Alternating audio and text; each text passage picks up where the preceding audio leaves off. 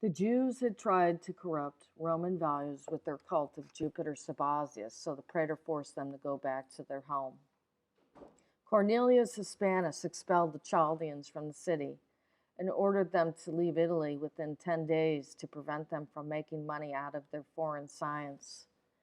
The Jews had tried to pass their religion on to Romans, so Hispanus expelled them from the city and demolished their private altars in the public places. The Senate decided that the temples of Isis and Serapis should be demolished, but none of the workers dared to touch the temples. The consul Lucius Aemilius Paulus took off his temple striped toga, grabbed an axe, and smashed in the doors of the temple.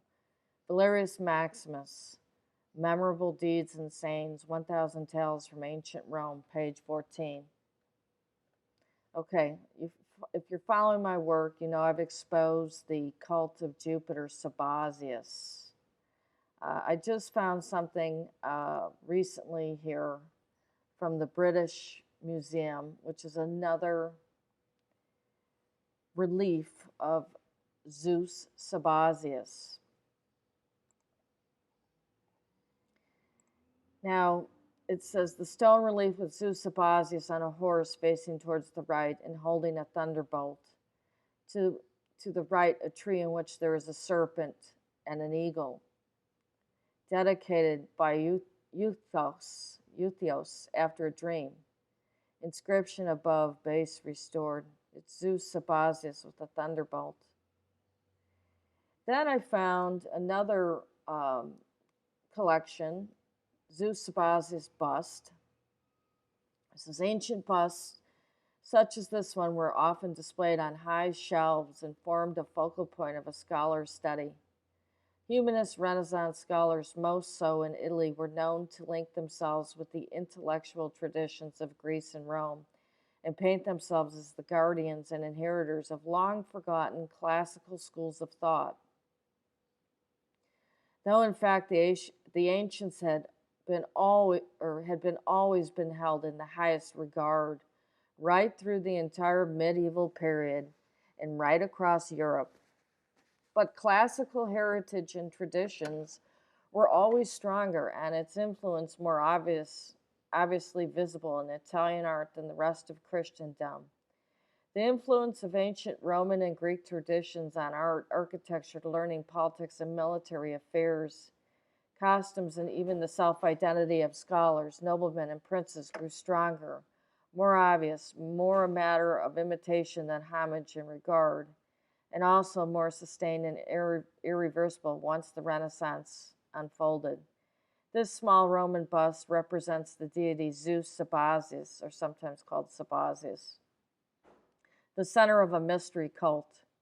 The bust was previously identified as the likeness of the emperor Commodus. His headgear is known as a Phrygian cap, which in Renaissance Italy came to symbolize people from the East. This was made in about 180, the year 180 to 200, so almost 2,000 years old. And then there's the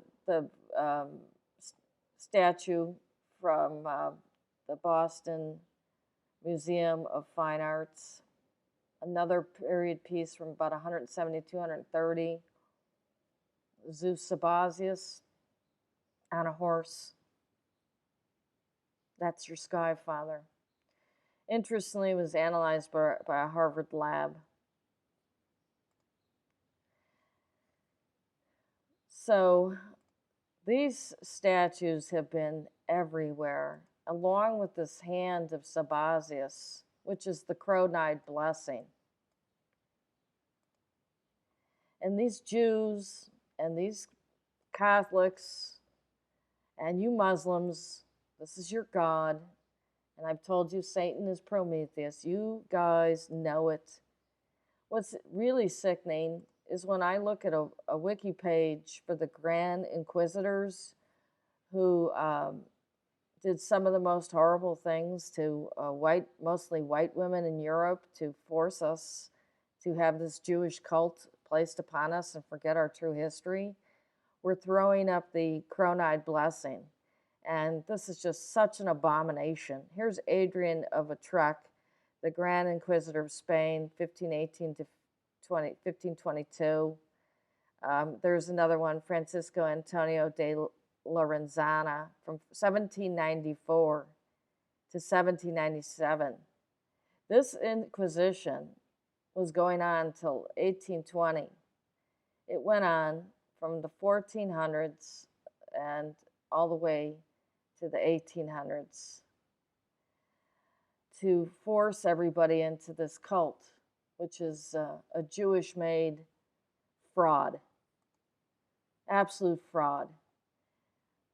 It's sickening what has been done, the history that's been lost, this lie of this invisible, unnameable Sky Father who was a very real person and the ancestor of a lot of Europeans.